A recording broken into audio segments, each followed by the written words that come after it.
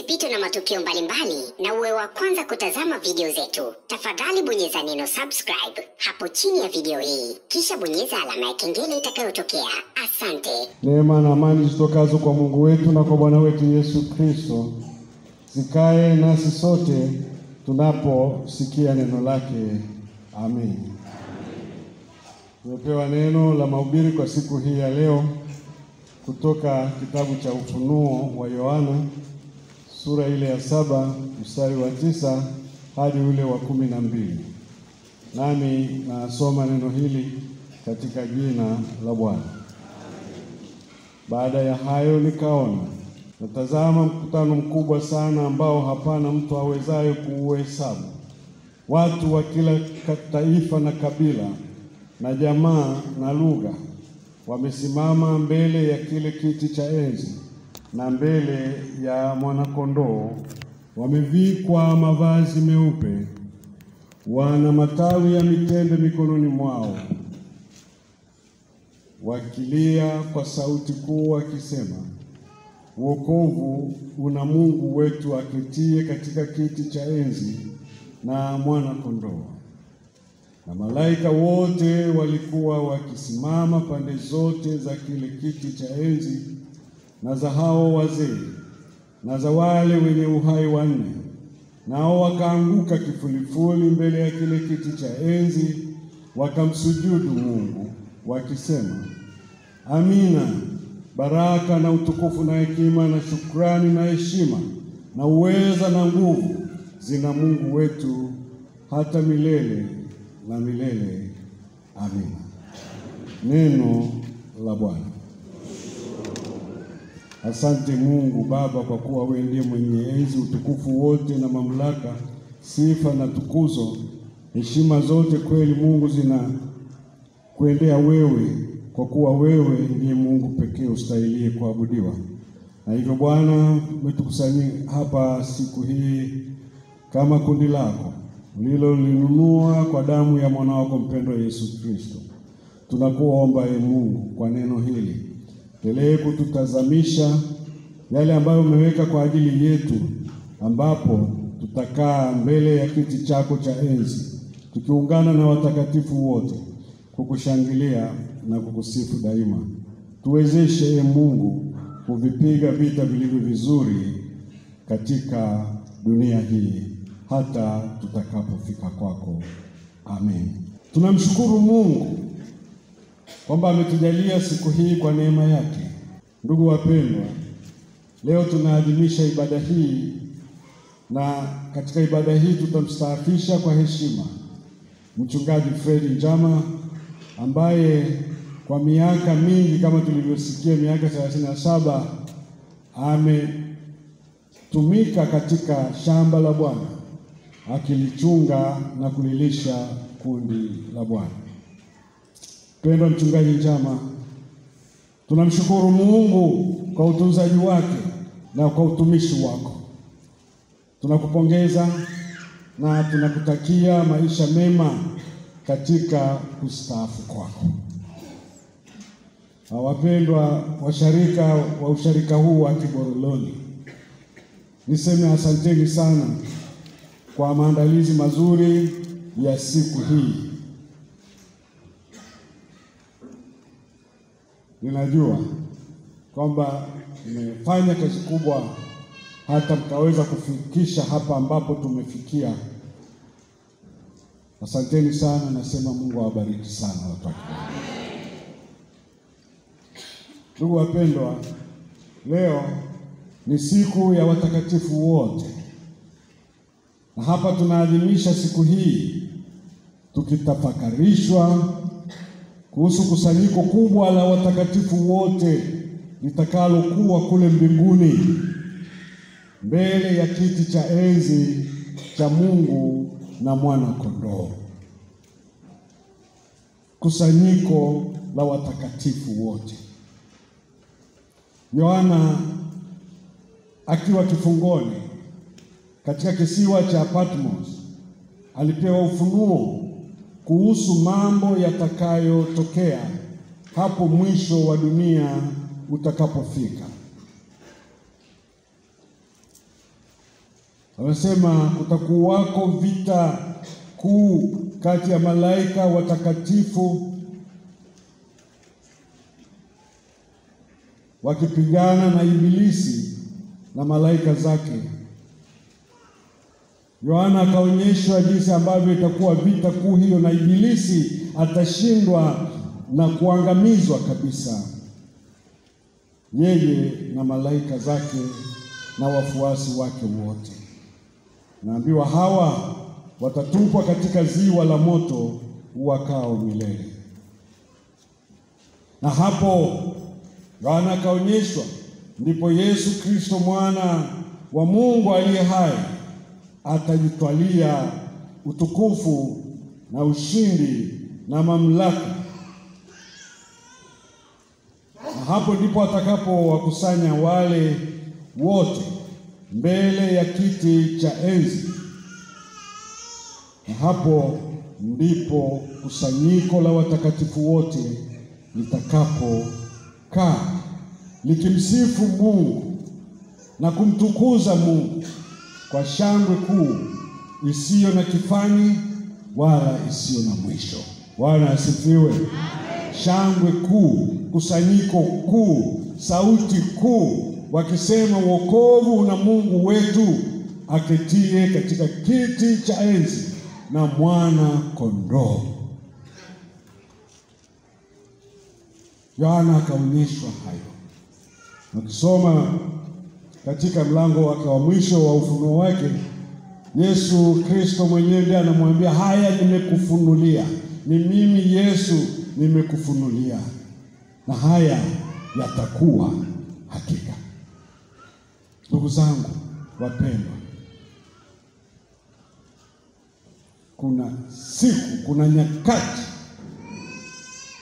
ambapo kusanyiko la watakatifu wote litakaa mbele za Mungu Mwenyezi na mwana kondoo wake, likiimba utukufu, likishangilia.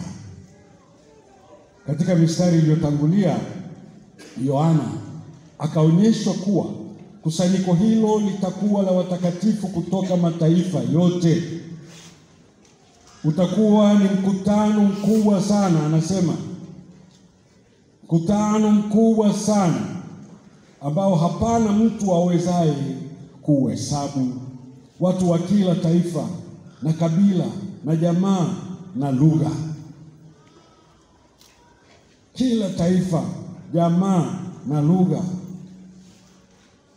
Hawa ndio watakaoungana na malaika na makerubi wakishangilia na kusifu wakisema maneno haya yaliyoandikwa hapa: Amina, amina. Maana yake imekwisha kuwa, imekwisha kuwa, imetimilika hatimaye. Amina.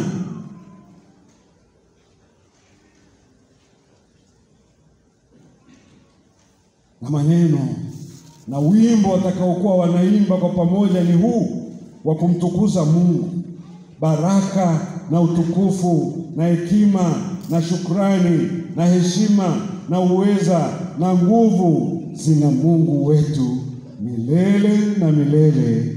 Amina. Watu wa kila taifa na kabila na jamaa na lugha, hawa ndio watakaoungana na malaika, watakaoungana na makerubi wakishangilia na kusifu. Swali kwako na kwangu, je, mimi, wewe tutakuwa mmoja wapo katika kusanyiko hilo la wateule watakatifu? Tunaambiwa hao watakatifu watakuwa ni wale wote walioyafua mavazi yao kwa damu ya mwana kondoo. Walioyafua mavazi yao, na mavazi sio kanzu tulizovaa hapa na suti na magauni.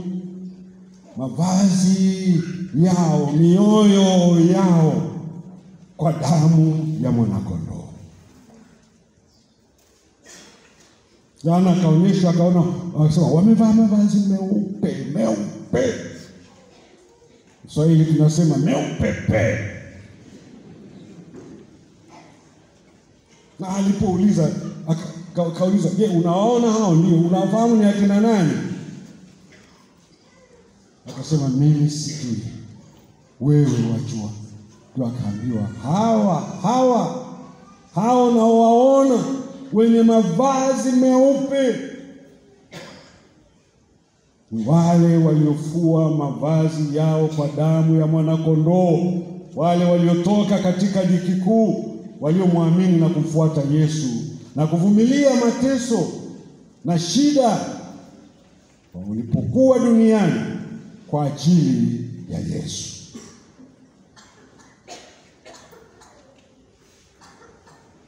Watu waliooshwa mioyo yao,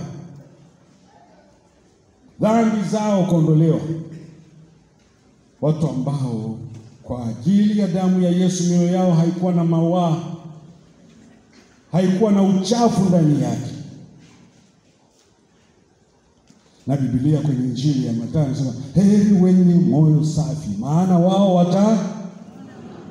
watamwona Mungu. Mahali pa kumwona Mungu ni wapi? Ni wakati huo wa kusanyiko la watakatifu wote. Wewe na mimi utakuwa mmoja wapo. Sasa wewe ni juu yako uamue kama unataka kuungana na kuwa katika hili kusanyiko la milele. Maandalizi ni hapa, na Yesu amekwisha kuweka mwaliko. Maombi yangu na maombi yetu yote, Mungu atusaidie ili katika dunia hii tusipoteze lile la muhimu, tupate kufika huko. Amen. Sisi leo Bwana tushukuru kwa matendo haya makuu.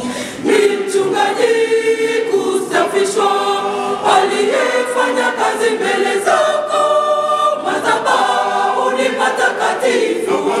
Hakika tulimshuhudia akitetea kweli imani, hakika tulimshuhudia. Wewe mchungaji unastahili, wastahili, wewe ndiwe jemedari wetu uliyefanya mambo mengi, hakika tutakusahau ulivyoutunza usharika. Nashukuru sana kwaya kuu kwa wimbo mzuri wa heri kwa mchungaji wetu anayestaafu.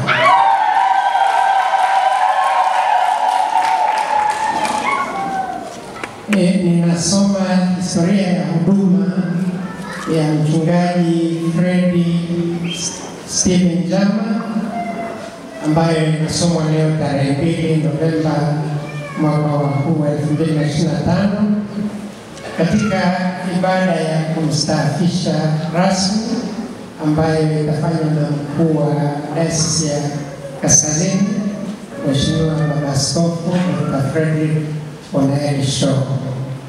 Na tendo hili linafanyika katika usharika huu wa Gororo. Mchungaji Frederick Stephen Njama alizaliwa tarehe 8 mwezi wa Novemba mwaka wa 1959 katika kijiji cha Kikafuchini, akiwa ni mtoto wa 6 wa mzee Stephen Njama Ngange na mama Mwevei Ibrahim.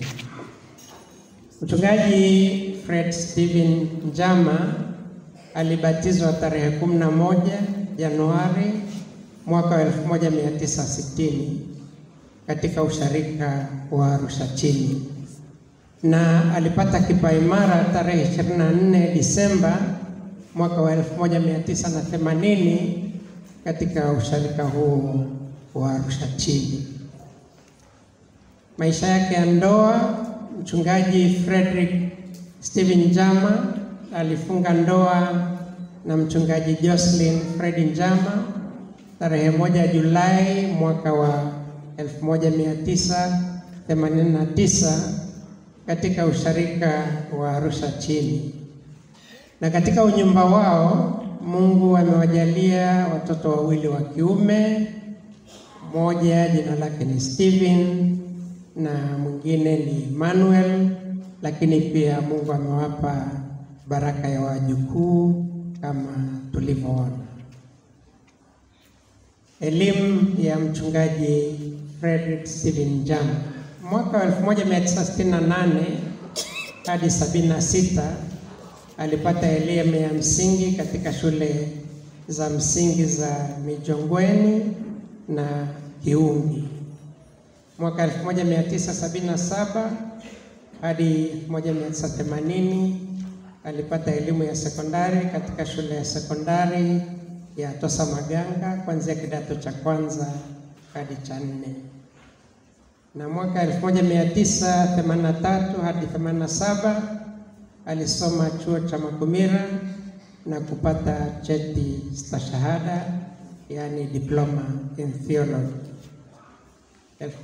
1995 hadi 98 alisoma chuo cha Makumira na kupata shahada ya Bachelor of Divinity.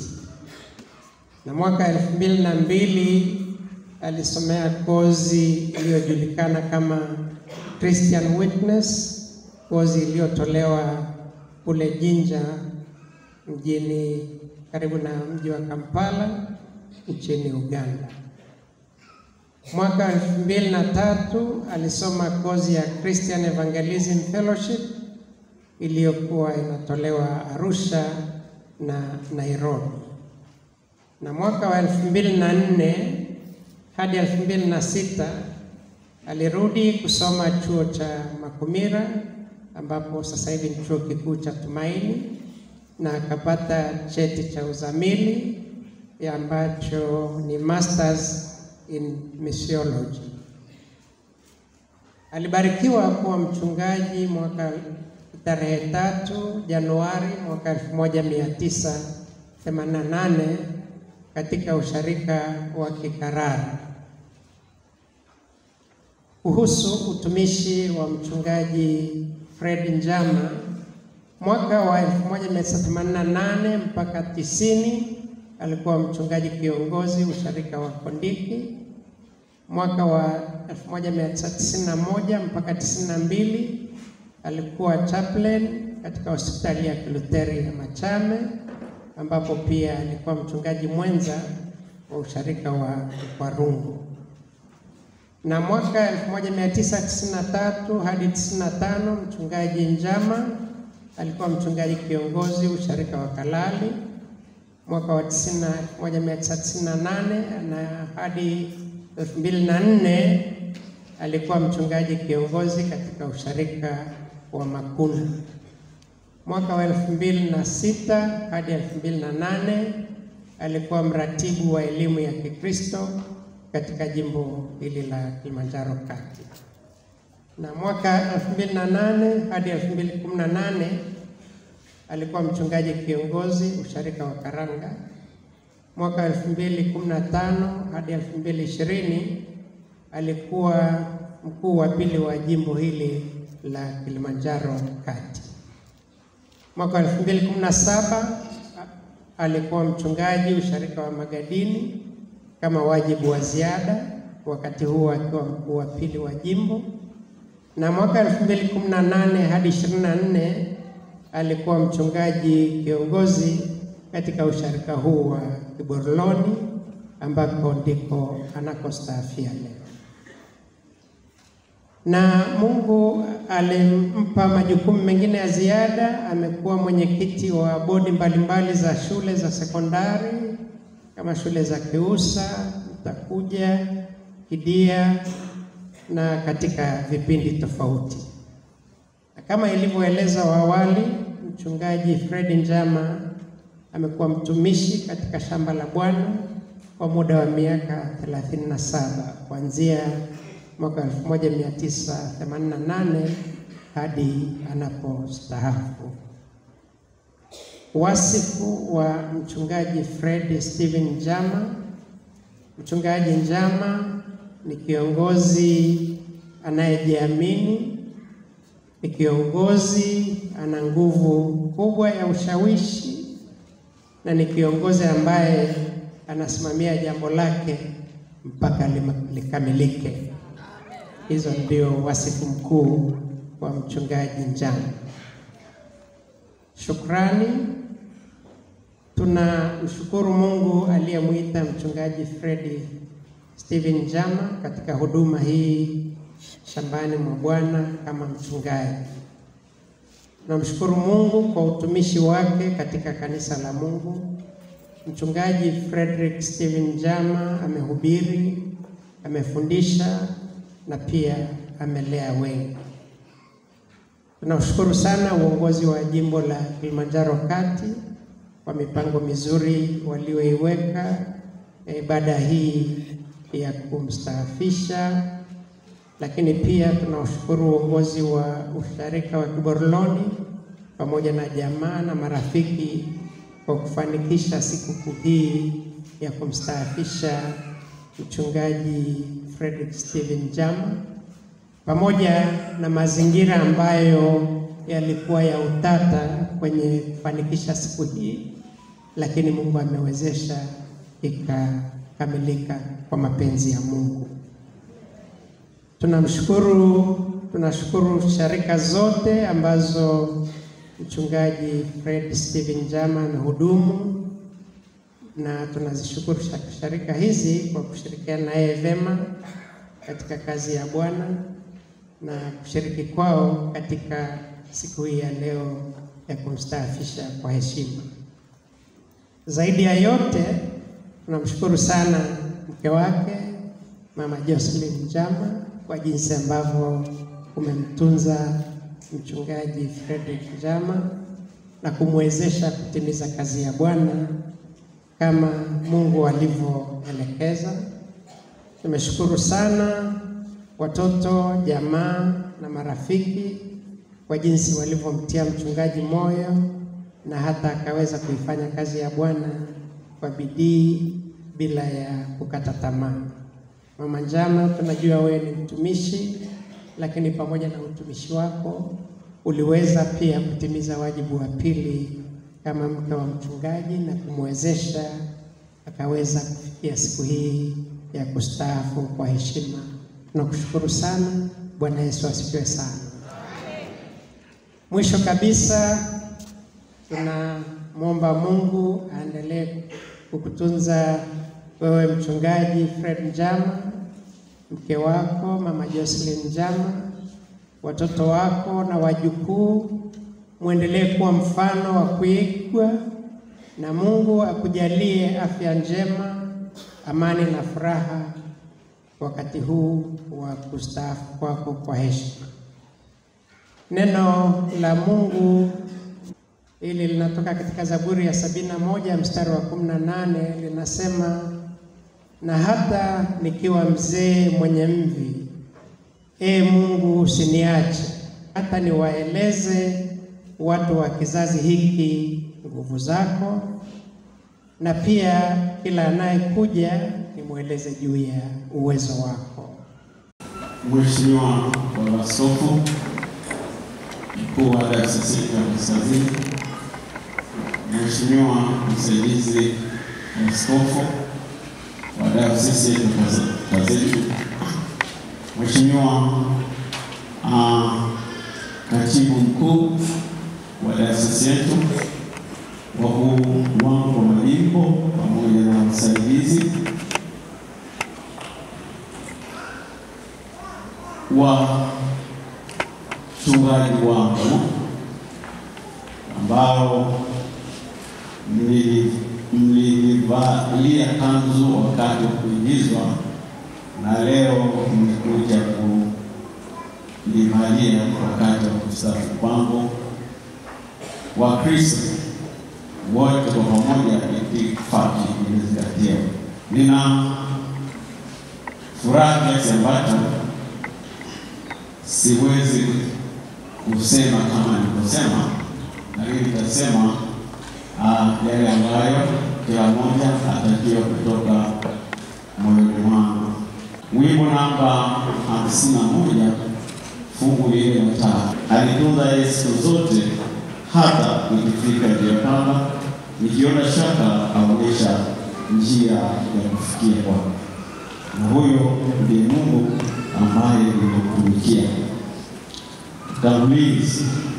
Namshukuru Mungu aliyepanga tarehe hii iwe ibada ya kusafu kwangu. Siku hii inatimisha miaka 37 ya huduma yangu ya uchungaji. Mwito. Ninashukuru wazazi wangu waliopokea ombi la mchungaji Kisanga ambaye yeye ni mstaafu na niko hapa. Ombi hili lilikuja mwaka 1982. Wazazi wangu walinitia moyo, wakanishauri na kunielimisha juu ya baraka za kumpia Mungu.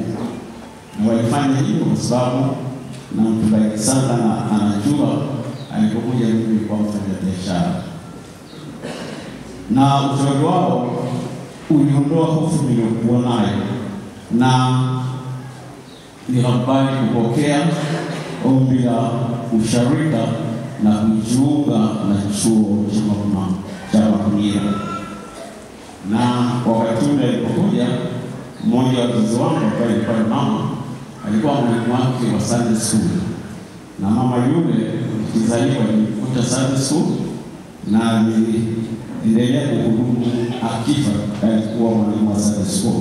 Kwa hiyo alifanya sana kazi kanisa na kubariki sana. Miaka hiyo ya 1980 nilipokwenda Makumira, kipindi kile ambacho uchumi wa taifa haukuwa mzuri. Miaka ile ya 80 kama mfahamu. Lakini kipindi kilichojulikana kama wakati wa ujumu. Ni kipindi ambacho maisha yalikuwa ya foleni ili kupata mahitaji muhimu. Na mimi ninakumbuka kama mfanyabiashara, ilipofika mwisho wa mwezi tulikuwa tunapewa posho ilikuwa shilingi 200. Sasa unajua siku ile nilikwenda kule Arusha kuangalia kwamba hata upate shati, lakini kulikuwa na nguo zile za klipi. Kwa hiyo nilirudi na shilingi yangu 200. Kwa hiyo wakati ule wito haukuwa rahisi sana.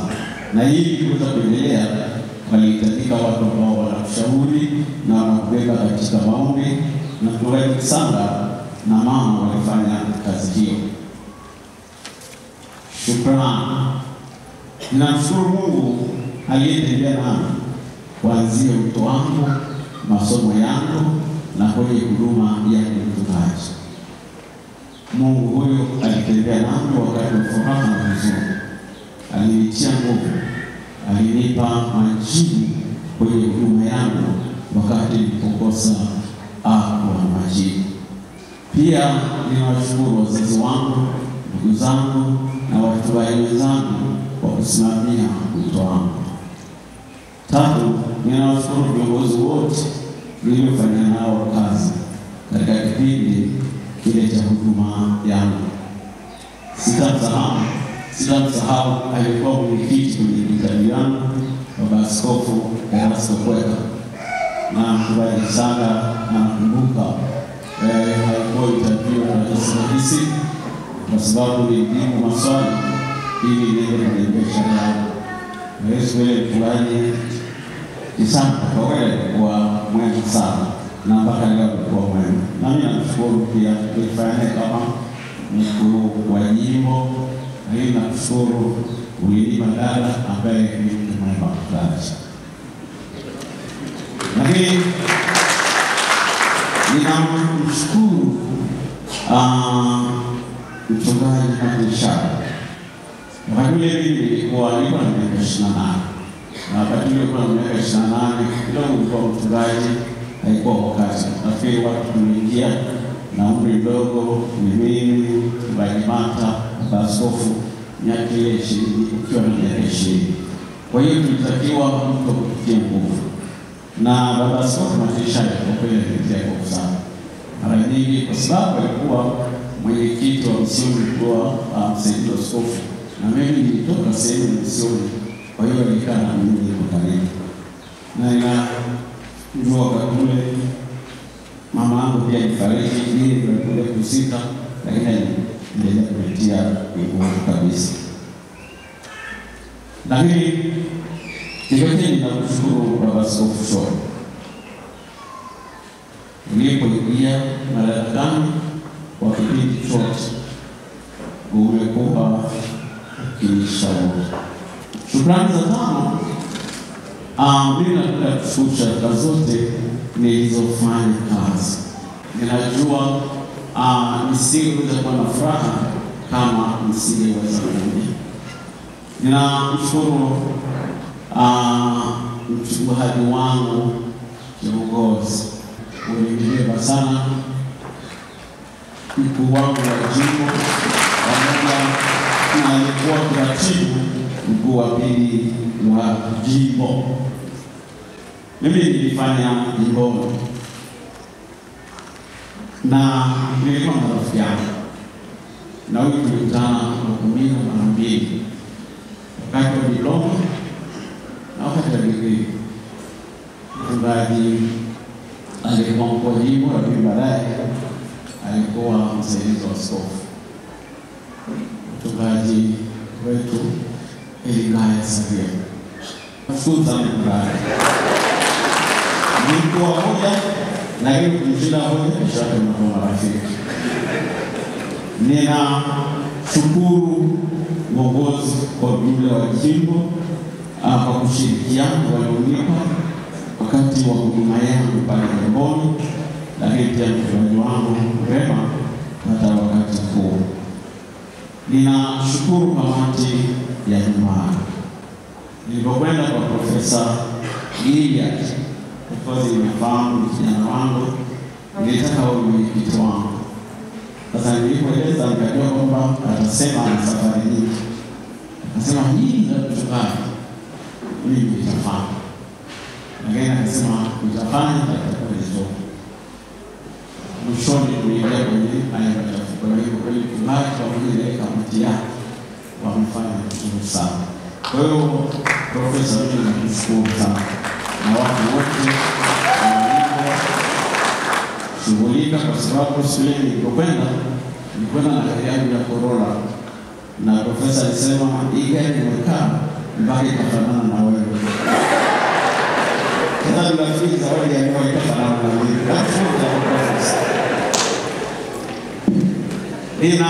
Ninawashukuru wazazi wangu, Mzee Stefano na Mama Mwivele.